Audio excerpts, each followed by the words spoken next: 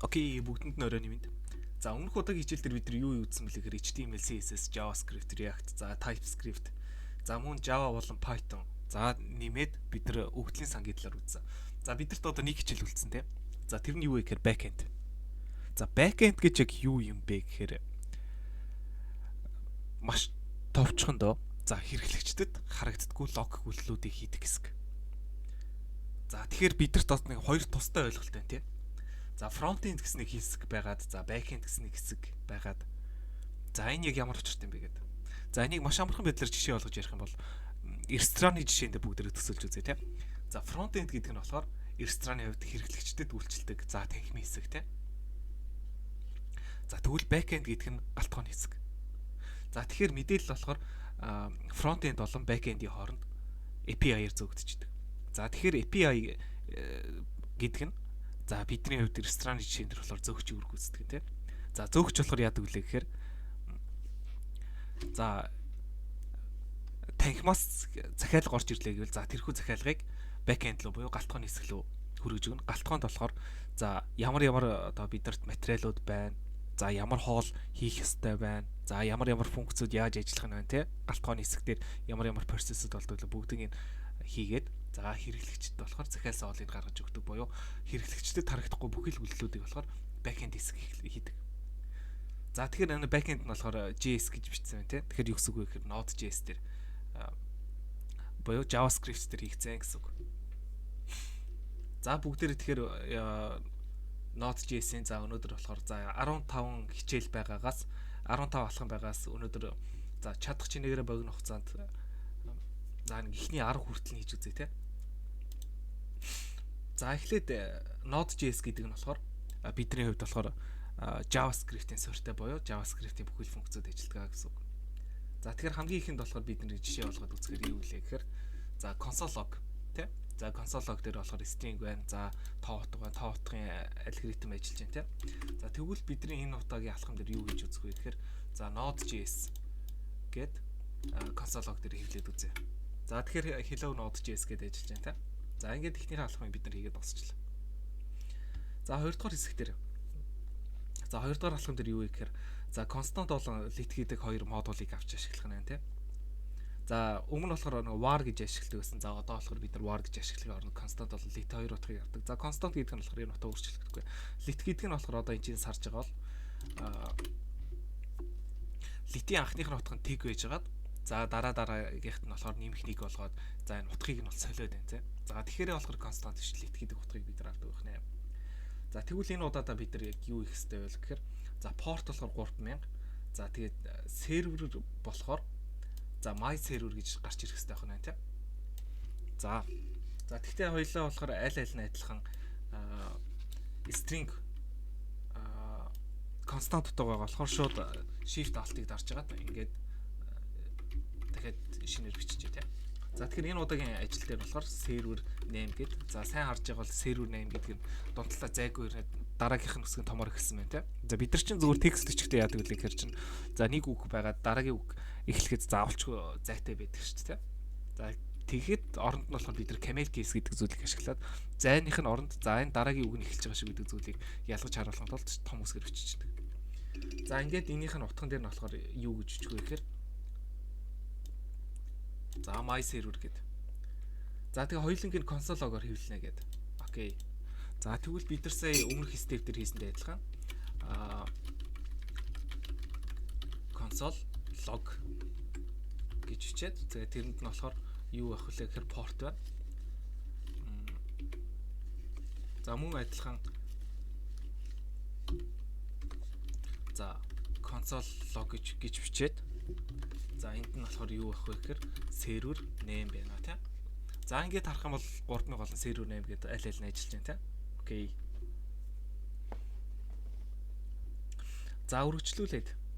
За бидний авах утгууд гэсэн чинь ерөнхийдөө нэг 3 төрөл байна тийм. За нэгдүгээрт болохоор string-ийн утга байна, за тоон утга байна, за boolean гэдэг утга байна тийм. True false гэдэг. За уул нь болохоор чинь энэ чинь бол текст мэдээлэл авч чинь яхаараа double quotation-тэй боيو давхар одоо хаалт хашлтанд хийхгүйгээр за цэг авахгүйгээр бичээд байгаа юм байна гэдэг. За тэгэхээр ерөөсөө энэ true false гэдэг хоёр утга болохоор бүүл утга боيو гэрлийн унтраал гасаалттай унтраастай гэдэг шиг. За on off гэдэг шиг ерөөсөө хоёр утгыг илэрхийлдэг гэдэг. За ийм онцлогтой байгаа. За тэгээд бидний хийх зүйл нь болохоор чинь констант байдлаар апийн нэр гэж байх нь тийм. За ягаад гэвэл апийнхаа нэрийг бид нэр солихгүй болохоор. За дараагийнх нь порт нь болохоор за ингээд бид нар чинь болохоор одоо хэрэглэх үг хэллэг нэр томьёонууд болохоор за backend-тэй холбоотой л яг үгнүүдийг хэрэглээд байна тийм. За порт гэж байна. За is running гэдэг. За одоо яг ачаалж байна уу тийм. За тэгэхээр бид нар одоо консоль дээр болохоор юу авах вэ гэхээр app name гэж аваад за одоогийнх нь консоль логийг харах юм бол энэ консоль лог нь бид нар чинь өмнөх алхам дээр яасан бэлээ гэхээр бүгднгийн тус тусны консоль лог бичсэн бол одоо болохоор бүгднгийн нэг дор бичиж чинь тийм. За port. За тэгээд is stable биш ээ. Бид нар чи болохоор is running тийм. За мөн адилхан camera case-тэй. За ингээд харах юм бол бидний текст болохоор ажиллаж байна тийм. Бидний энэ хүү бичсэн код бол ажиллаж байна тийм. За үргэлжлүүлээд. За тэгвэл сая чинь тус тусад нэг утга авсан бол олон утгыг нэг дор авахаараа энэ зүйл юу болдог вэ? Massive болчдөг. За massive англи дээрээ болохоор array гэж авдаг тийм. За тэгэхээр одоо бүгдээ нэг жишээг нь аваад үзье. За энэ яг юу болж байна вэ гэдэг. За өмнөхдөр нь болохоор бид нар болохоор за нэг модуль зарлахад тухайн модуль нэг л утгатайсан бол одоогийн модуль нь болохоор дотор олон хувьсгчийг авахулсан байна. За айлан банааж үрч гэдэг тийм. За консоль лог дээр тэгвэл энэчээс ерөөсөө хамгийн ихнийх нь утгыг хэвлэх юм бол бид нэгийг биш тэг гэж авдаг. За энэ яг ямар учиртай юм бэ гэвэл програмчлалын хэлэнд тоол эхлэхдээ нэгээс биш тэгээс эхэлдэг. Тэгэхээр тгийн тоо нь болохоор нэгийн тоо гэсэн. За одоо тэгвэл бүгдээрээ энэ амар тийм төвхтэй зүйл ярьчлаа тийм. За тэгвэл нэг гэд үзүүл яаж ийнө гэхээр энэ дээр байгаа Apple гэдэг нь болохоор тэг гэсэн утга дээр хариалагдана. За банан гэдэг нь болохоор нэг гэсэн утга дээр хариалагдана. За тэгэхээр нэг гэдэг ичгээр банан гэж хэвлэгдэж байна тийм. За тэгвэл нийтдээ одоо энэ дээр одоо хичнээн за хөвсгөж байгаа юм бэ тийм. За тэгэхээр бүгднгийн нь болохоор fruits гэж бичээд за уртлынх нь модулаа бичиж байгаа модулын артлаас link гэж бичгээр 3 гэд гарч ийн хэрэг чи энд одоо 3 хөвсгөж байна гэсэн үг. За тэгвэл одоо дараагийнхан зүйл нь болохоор бид нар энийх нь оронд юу гэж бичих хэрэгтэй вэ гэвэл за methods гэж бичээд за энэ дотор болохоор ерөөсөө бид нар нэг 4 төрлийн методыг буюу backend-тэй харьцах хэл дээр болохоор 4 төрлийн утгыг авдаг. За get post put delete гэдэг. За get гэдэг нь болохоор чинь за өгдлийн сангаас мэдээллийг нь авч харъя гэсэн утгатай тийм. За post гэдэг нь өгдлийн сан дээр шинээр мэдээлэл оруулъя гэдэг. Бид нар одоо Facebook дээр post гэж бичдэг шүү дээ. Post гэхээр чинь тухайн бидний бичсэн мэдээлэл болохоор өгдлийн санд болохоор шинээр нэмэгдэж орж байгаа. За тэгэхээр бид нар бас post гэдэг нь бас нэгтэй бас багтгаас холбоотой байж юу юм багт тийм. За put delete гэдэг нь болохоор өөрчлөх устгах. За тэгээд эхний элементийг хэвлэнэ гэн. Окей. За тэгвэл бид нар чинь болохоор методоос авах болохоор methods гэж аваад за эхний элемент нь болохоор тэгээд үргэлжлүүлээд энийг ингээд тавьчих та.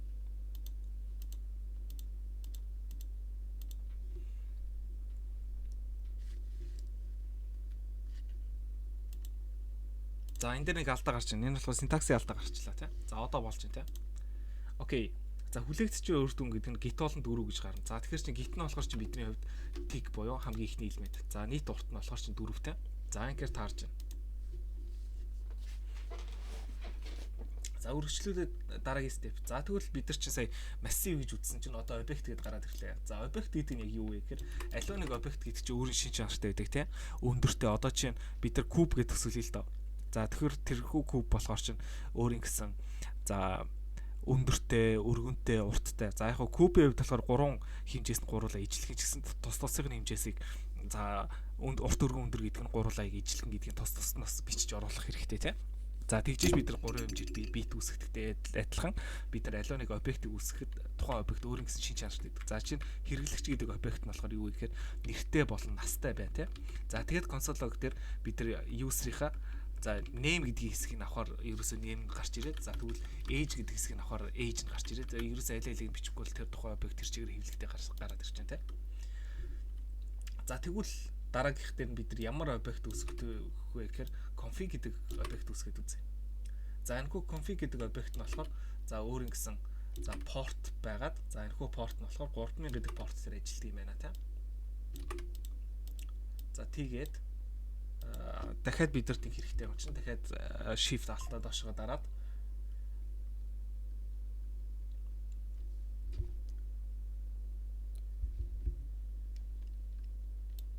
за host гэж бичээд тухайн host нь болохоор яах вэ гэхээр local host гэдэг нэртэй байгаад за энэ дээр нэг алдаа гарна.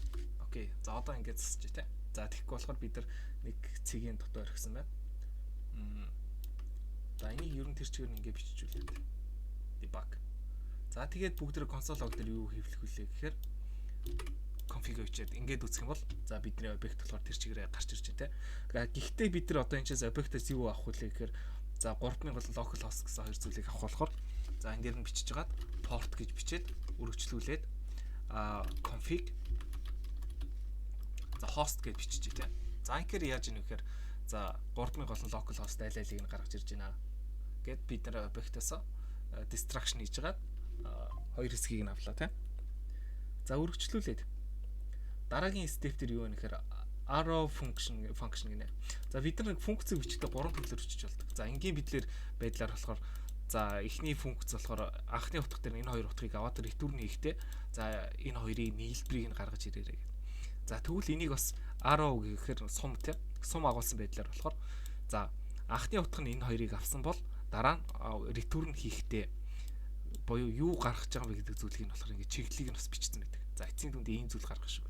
За тэрийг нь болохоор маш богинохон байдлаар одоо ингээд за 3 мөр код чиж байгаа чинь ерөөсөө ингээд бас энгийн нэг мөр код болгоод бичиж болдог. За энийг болохоор 10 ашиглана гэж хэлээд байдаг. За тэгвэл эхлээд болохоор 10 функц зарлах нь байна тийм. За тэгвэл энэ дотор нь болохоор нийлбэрийг нь буцаана гэж байна. За тэгээд console log дээр нь болохоор юу хийх вүлээ гэхээр за add гэдэг функц дээр ерөөсөө орж ирж байгаа эхнийхэн зүйл нь болохоор за энэ дээр байна тийм. Хоёр дахь нь болохоор энэ ч байна. За энэ хоёрын нийлбэрийг нь аваад за энэ чинээс ерөөсөө нийлбэрийг нь буцаана гэсэн байдлаар гаргаж ирж байгаа болохоор 8 гэдээ гараад ирж байна. За үргэлжлүүлээд step flow дээр за бид нар бас адилхан хөвсөгч зарлах нь тийм. String дотор хөвсөгчийг оруулахад хэрэглэнэ. За backtick гэдэг. За энэ backtick гэдэг товч хаана байдаг вэ гэхээр одоо keyword-ны за 1 2 3 4 гэсэн за тооны хэсэг байна тийм. Тооны хэсгийн хамгийн ихнийх дээр нь болохоор за энэ backtick байдаг.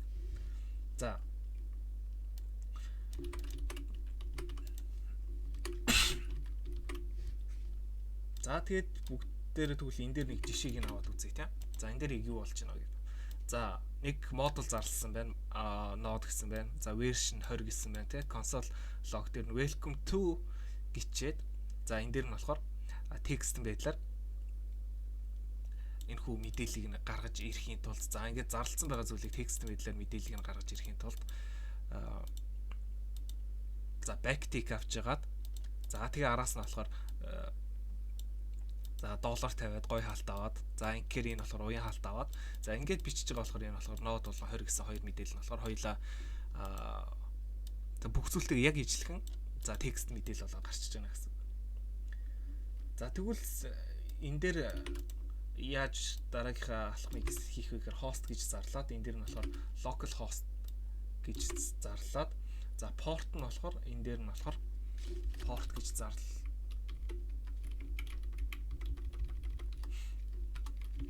Зарлаад порт нь болохоор 3000 тийм. За тэгээ console log-ийн хэсэг дээр нь болохоор за ингэ бичиж. За server is running. За server нь болохоор одоо энэ дээр ажиллаж байна гэдэг. За энэ дээр нэг асуудал гарсан байгаа нь юу гэхээр за энэ дээр би нэг давхар утга оруулчлаа. За одоо ингэж харах юм бол энэ болохоор бидний нэг урал гараад ирж байна. За энэ хүү урал нь болохоор одоо шууд дарж болоход бид нар чи за шууд копидж аваад за өөрсдөө браузер дээр тавьж болоход урал болохоор гараад ирлээ тийм. За ингээд бид нар аливаа нэг за одоо чи энэ дээр болохоор 3001 гээд өгөхөөр шууд 3001 болоод гараад ирж байна тийм. За иймэрхүү байдлаар бид нар backtick-ийг ашигладаг. За бол энийг болохоор template literal гэдэг байх нь байна. тийм. За хуучин арга нь болохоор бид нар одоо ингэж бичдэг бол одоо темплейт ашигласан байдлаар ингээд бичгээр олон мөр дээр байгаа зүйлүүдийг бид нар цөөх мөр дээр бас бичиж чаддаг болж байна гэсэн үг. За үргэлжлүүлээд 8 дугаар step дээр бас юуны талаар за object distraction-ы талаар ахна тийм. За жишээ нь энэ distraction гэдэг зүйл нь болохоор юу вэ гэхээр за user гэдэг за нэг объект зарласан байна. За объект за user нь болохоор user-ийн нэр болон насыг нь авсан.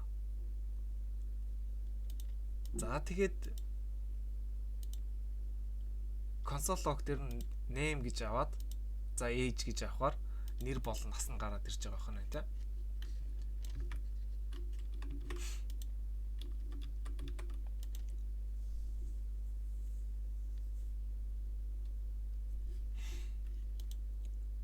За тэгвэл бид нар одоо юу хийх ёстой юм бэ гэхээр за request object-аас метод болон урлын утгуудыг distraction ашиглаж гаргаж аваарай гэдэг.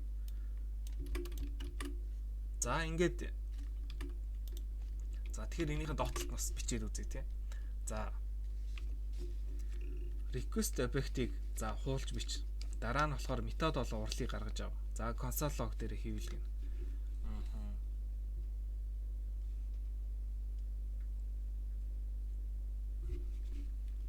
За тэгвэл бид нар яг эсрэгээр нь бичиж шүү дээ. За const гэж бичээд за энэ дотор нь болохоор метод болон бид нар чинь урлыг нь гаргаж авна гэхээр за метод гэж бичээд за үргэлжлүүлээд за тухайн урлыг нь гаргаж авна гэхээр чинь ингэж бичээд за тэгээд энэ нь болохоор чи юу вэ гэхээр за бидний хувьд одоо шинэ request нь болж байна тийм. За тэгээд console log дээр юу байх вэ гэхээр за нэгдүгürt метод. За тэгээд энийг shift алтаа доошоо дарж хагаад хоёрдугаарт нь болохоор бид нар урлыг нь гаргаж авна.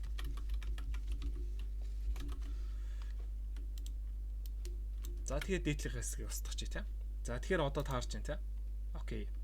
За хүлээгдэж байгаа урд нь тэгээд таарч байна. За үргэлжлүүлээд split operator юм. За split operator гэдэг зүйл нь яг юу юм бэ? За massive-ийг хуулах. За object хуулах, нэмэлтээр оруулж ирэх. За функцийн аргумент, за backend дээр хэрэглээ нь болохоор олон зүйлүүдийг merge хийдэг байх нэ. За тэгэхээр 9-р хэсэгтэр болохоор юу хийх вэ гэхээр за одоогийнх нь байдлаар за merge хийж байгаа зүйлийг бүгдийг нь хараад үзье тийм. За ингээд тус тустай объектууд байгаад. За тэгэхээр энэ тус тустай байгаа объектуудыг болохоор ингээд merge болгоод нийлүүлээд нийлүүлсэн байгаа объектыг болохоор ингээд харчиж байна. За тэгэхээр дотор нь байгаа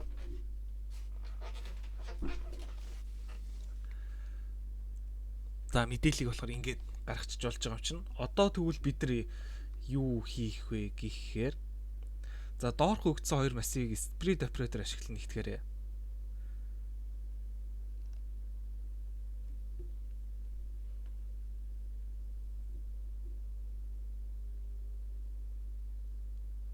За эхнийх нь болохоор public root, за API root гэсэн хоёр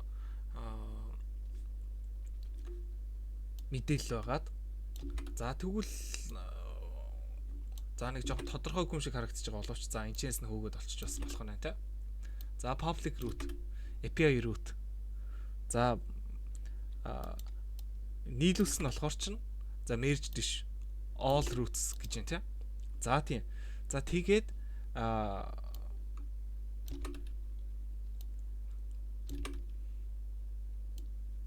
за үлдсэн хэсэг нь болохоор ингэж орж ирээд за all roots гэдэг нь болохоор за тэгээд нэгтгэж гаргаж ирж байгаа нь болохоор энэ дээр байх нь тийм. За энэ дээр ямар алдаа гарсан бэ гэхээр синтаксийн алдаа гарлаа тийм. Окей. За тэгээд merged гэсэн утга байхгүй бид нар ч одоо all roots гэсэн утга байна тийм. За ингээд гараад ирэхээр яаж ийнэ гэхээр тус тусдан байсан root-ийн утгуудыг бүгднийг За API утгуудыг болохоор бүгдийг нийлүүлээд ингээ гаргаад ирлээ. За тэгэхээр нэлээд төвөгтэй юм шиг боловч бид нар яг ингээд логикийг ойлгож байгаа тохиолдол болохоор бас хийхэд бас амархан байна те. За дараагийн step. За array метод, за filter map ашиглана. За энэ дээр болохоор бид нар дээр болохоор анхны утга байна те. За анхны утга байгаа. За тэгэхээр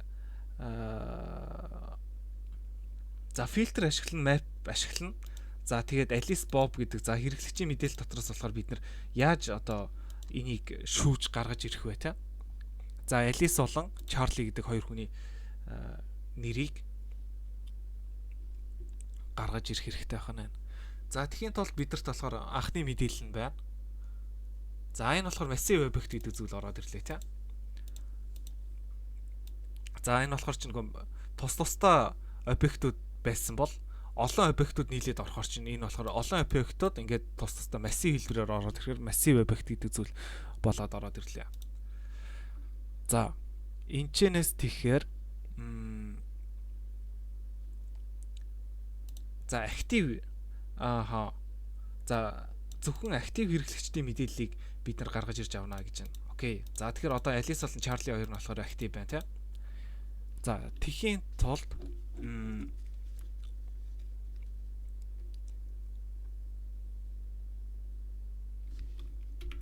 за констант байдлаар дахиж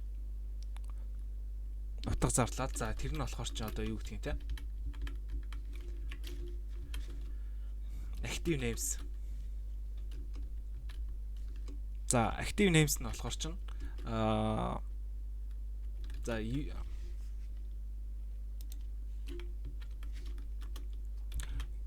users за filter ашиглана. За filter ашиглаад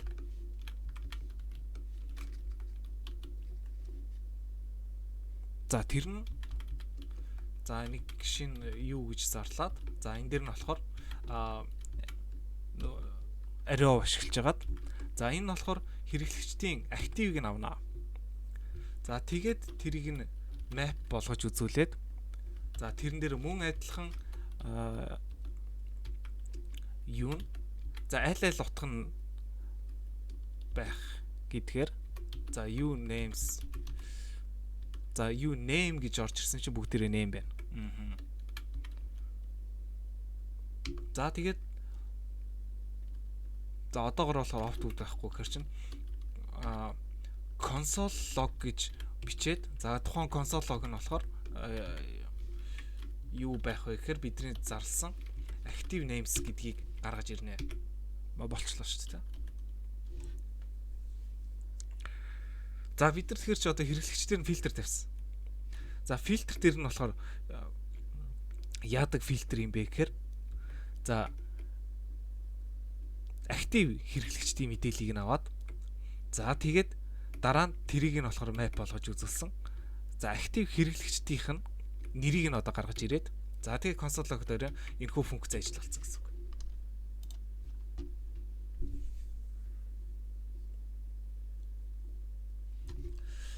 За үргэлжлүүлээд step 11 дээр promise гэж байна те. За promise нь хожим дуусах үйлдэлийг илэрхийлнэ. За жишээ нь болохоор бидний кодууд ингээ ажиллахад эхнээсээ эхлээд бүгдээрээ ажиллаад явхад за зарим нэг үйл дуусны дараа дараагийнх нь ажиллах хэрэгтэй болдог те.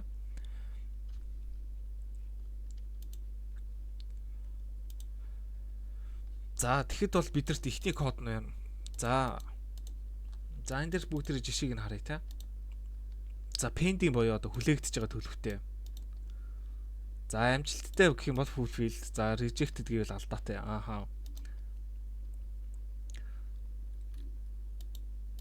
За тэгвэл бүгдээрээ нэг жишээг нь хараад үзье те. За энэ running гэжснээр даан болчлаа те.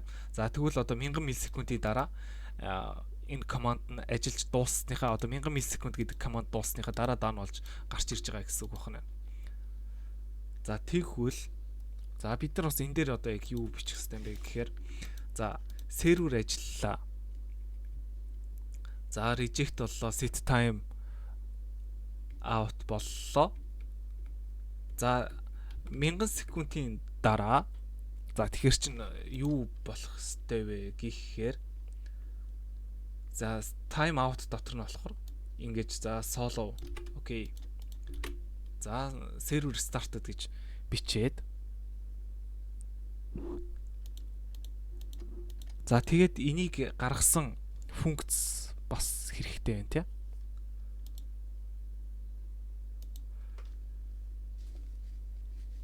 За дэн гэдэг нь болохоор эхлээд энэ ажиллаад за server started гэж ажиллаад за тэгээд энэ server started гэдэг зүйлийг хэвлж за ажилласныхан дараа хэвлж гаргаж ирэх хэрэгтэй. За тэгэхээр доотлолт нь энэ байна тий. За server started дэн гэж яагаад за энэ дотор нь болохоор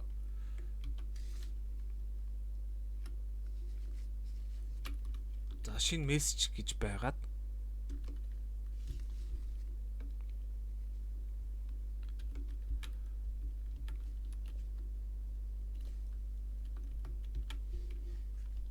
за энэ дээр нь болохоор шууд дээдлийнхэн сумыг нь авчи тий. За энэ болохоор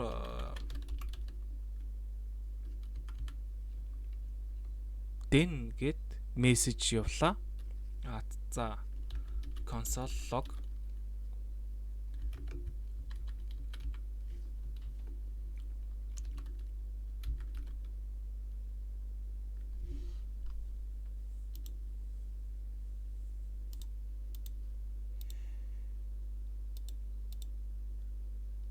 за server restarted окей.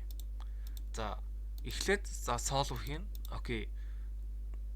За хэрвээ энэ зүйл нь хийгдээд дуусах юм бол энэ зүйл дотор нь байгаа. За тэгэхээр server started гэдэг нь тодорхой зүйл нь ингээд гараад ирнэ. За окей, одоо ингээ харахаар за running гэж байснаа.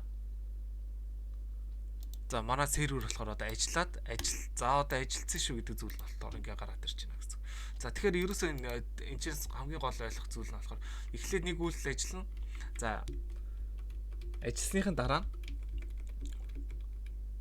дэн гэдэг утгаар бид нэр энэ зүйл нь ажиллаж байна гэдгийг харуулна. За хэрвээ ажиллахгүй байх юм бол reject гэдгийг оруулж ирээд за тэгэхээр мөн адилхан хэрвээ ажиллахгүй бол reject-ийг оруулж ирээд тэгээд за дэн дээр нь энэ ажиллахгүй байна гэдэг зүйлийг бас гаргаж ирдэг.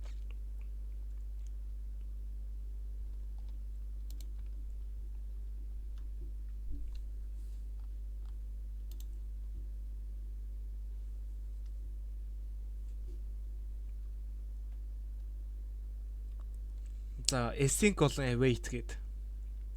За promise-тэй ажиллахад илүү уншигдахгүй зарга. За энэ бол нэлээд төвөгтэй back-end-ийн алхмууд болж байна тий. За энэ дээр яг юу байна вэ гэд харах юм бол за эхлээд одоо чинь өгдлийн сангаас датануудыг татдаг тий. За дата татагдлаа. За татгсныхаа дараа татгдсан файлыг нь болохоор JSON файлаар за гаргаж ирж байна. За тэгэхээр энэ дээр болохоор одоо учир зүггүй эхлээд шууд нөгөө за мэдээллүүдийг авахгүй хэвлж гаргахгүйгээр эхлээд мэдээлэлээ татчихна тий. Эхлээд фэдч хийгээд татчихна. Татсныхаа дараа мэдээллийг дамжуулж гаргаж ирээд JSON файлаар мэдээллийг дамжуулж гаргаж байгаа. Тэгэхгүй шууд console log за ажиллах юм бол юу болох вэ гэхээр ямар ч мэдээлэл харагдахгүй тийм. За тэгээд await нь болохоор ерөөсөө sync дотор ажилладаг. За тэгэхгүй бол одоо учир зүггүй бүгдээр бүх юмыг хүлээгээд иж бас болохгүй тийм. За тэгээд за жишээ нь болохоор ийм жишээ байна. За миний даалгавар тэгэхэр чинь яг юу байх вэ гэхээр за constant delete. За тэгээд шин мэдээлэл орж ирж байгаа. За энийг болохоор 500 миллисекунд хүлээгээд за хүлээсний дараа яах вэ гэхээр sync байдлаар за sync ороод ирлээ гэх юм бол за артталт нь await байгаа нь delay байх нь байна тий. За тэгээд эхнийх нь хэлжинд болохоор за delay дуудах гэж байгаа нь wait delay дуудана. За тэгвэл wait delay гэдээ оруулаад ирье. Орж ин тий. Окей. За тэгээд за юм буцаад гэж байгаа чинь бидэрт return байх хэрэгтэй. Return. За тэгээд return юу буцаах юм бэ гэхээр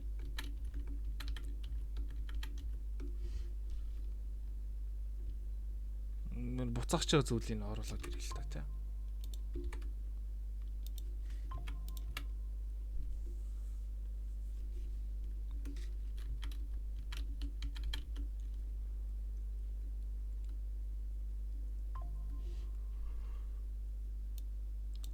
За энэ чинээс async-ийн хаалт ихэлсэн болохоор ч бид нар async-ийн хаалтыг бичиж өгөх хэрэгтэй. За тэгээд ингээд давхар орж ирээд за уул нь за энэ хаалтын доороо байсан юм байна тий. Окей. За хаалтан доороо байсан.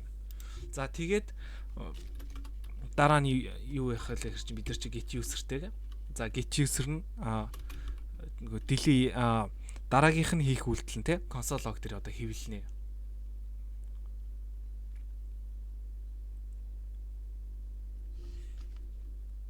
За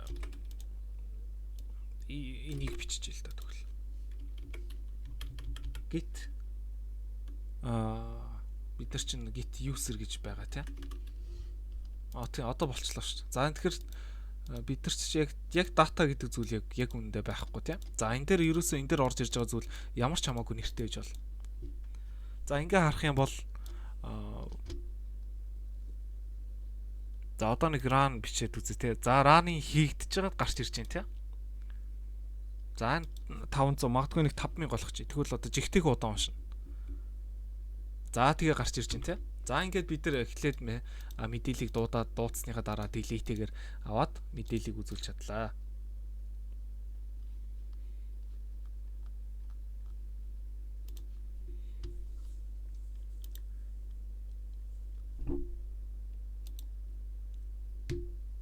За одоо чэнэс бид нар чинь бол өнөөдрийг хүртэл өнөөдрийг за энэхүү хичээлийг хүртэл бүгдийг нь ганцхан index.js дээр үүссэн бол за бусад файлуудаас хэрхэн яаж дуудах юм бэ те? За тэхийн тулд функц экспортлох гэж байна. Окей. За эхнийхэн жишээг нь болохоор за энийг нь болохоор энэ дээр нь бичээд үзээд за индекс дээр нь болохоор би ингээ бичээд үзье те. За энэ болохоор жишээний бахан тэмдэгт явсан болохоор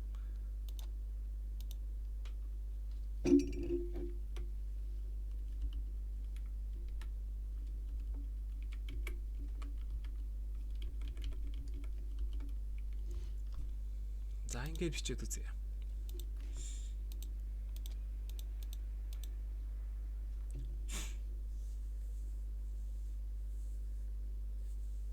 За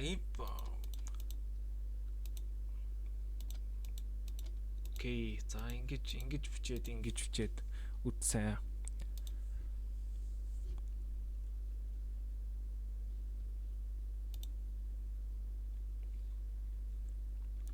За бидний хийх зүйл нь create функц бичээд export хий. За функцийн нэр авч hello name буцаана гэх.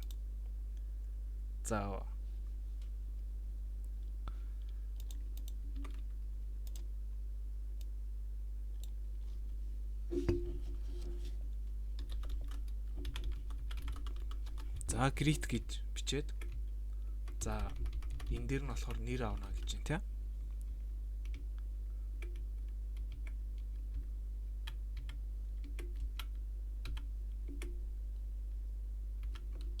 За ингээд цэг тавьд орхич.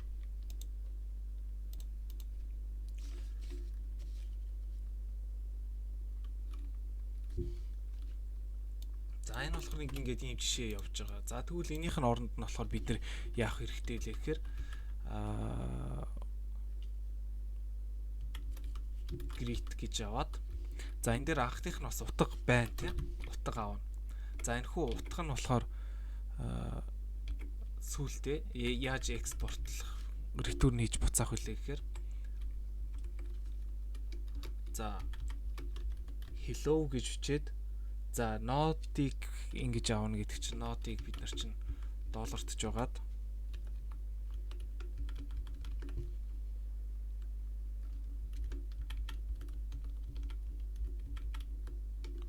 за энэ дотор нь болохоор name гэсэн утга авнаа. За энийг эн чинь болохоор дуудалтаа ингэж төгсдөг баха.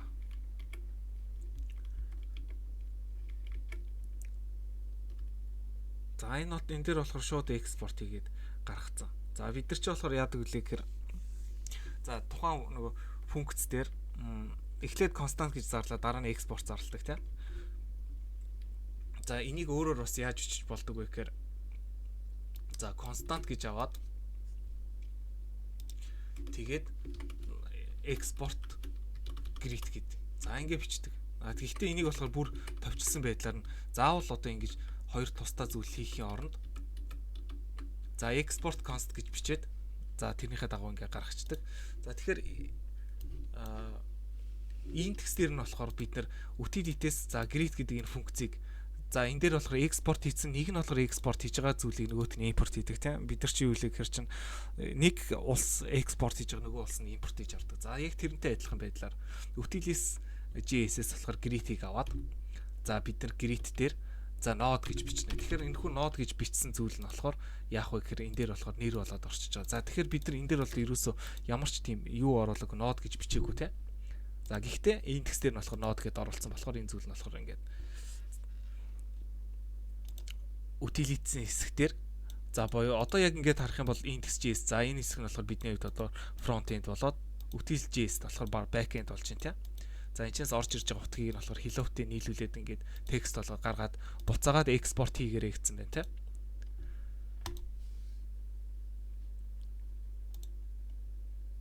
За greet функц ажилласан. За ажилласан хэрнээ бид нар энэ дээр нэг зүйл алдаатай байна тийм. Юу алдаатай вэ гэхээр нэг жижигхэн цэг орхисон байна тийм. За hello гэдгийнх нь артталт нь жижигхэн цэг нэмчих. За ажилласан. За step 14. За ер нь дуусгах төгсөж шүү. За хоёр дахь step. За энэ step дээр юу хийх юм бэ гээд. За JSON за объектыг текст рүү хөрвүүлдэг. За текстийг объект болгодог. За back-end-ийн хэрэглэн дээр нь болохоор за API-ийн response. За body response окей. За тэгэхээр энэ дээр бид нарыг юу хэрхэн бичих вэ гэхээр за status нь 200 гэж байгаад за энэ дотор нь болохоор ийм дата байна тийм response-ийн дата.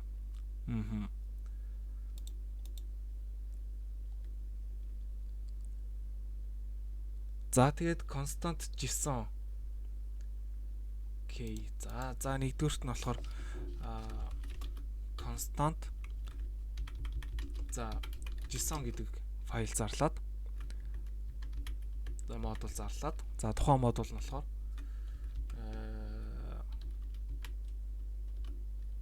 JSON за тухайн файлыг болохоор юу болгоно string болгоно тийм.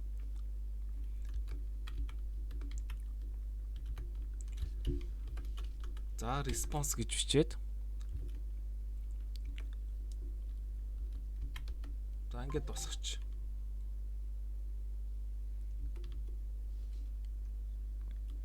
За өргөжлүүлээд болохоор за constant за parsed гэж авч яагаад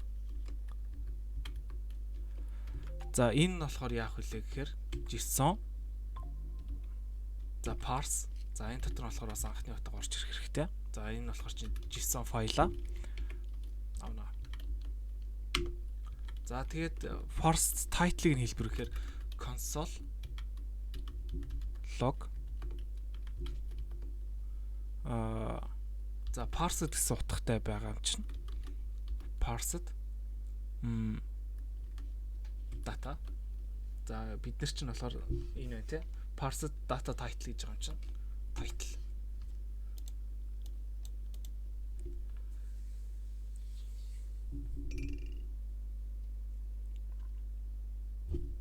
За ажиллуулад үзье. Окей, зөв ажиллаж байна тийм.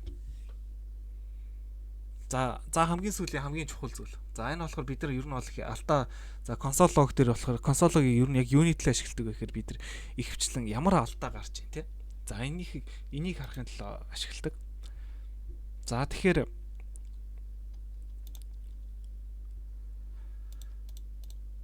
за буруу JSON parse хийе гэнэ. За ингээд окей not valid. За тэгвэл алдаа гараад ямар алдаа гарч байгааг нь хэлэх нь тийм. За энийг болохоор оролдож үзэж байгаа болохоор за try catch гэдэг. За try catch finally гэдэг. За энэ болохоор бидний нөгөө энэ холбоосууд нь болохоор түрүүний синхрон ашиглаж исэн, asynchron ашиглаж исэн тийм. Await ашиглаж исэн. Яг адилхан ажилтдаг. За заавал try байж catch хийжилдэг гэсэн үг.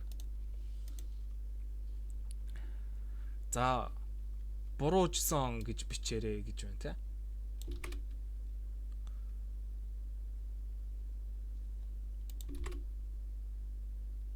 За ингээд шууд бичиж болох лөө. Хэлээ та. За ингээд бичсэн бол энийх нь хаалтыг нь за хаалт нь болохоор доотлолтой хаагдсан тийм. За хэрвээ алдаа баригдсан бол за анхных нь утга нь алдаатай байх юм бол тийм. За catch дотор хэвлэнэ гэж байгаа чинь бид нар яах вэ гэхээр чинь console log. За console log дотор алдаа гэж хэвлэнэ гэхээр за энийг тэр чигээр нь оруулаад ирэх үү.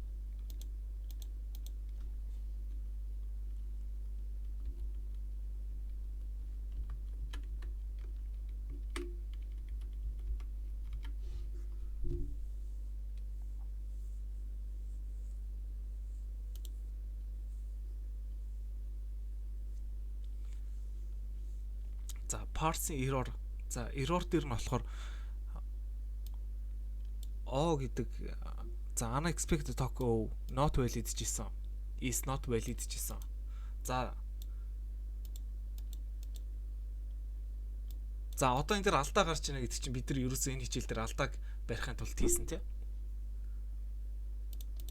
Тэгэхээр ерөөсөө бид нар ингээ алдаагаа бариад авлаа шүү. За тэгэхээр ингээд O гэсэн энэ утга за бидний кодын донд байгаад энэ танигдахгүй байсан гэдэг.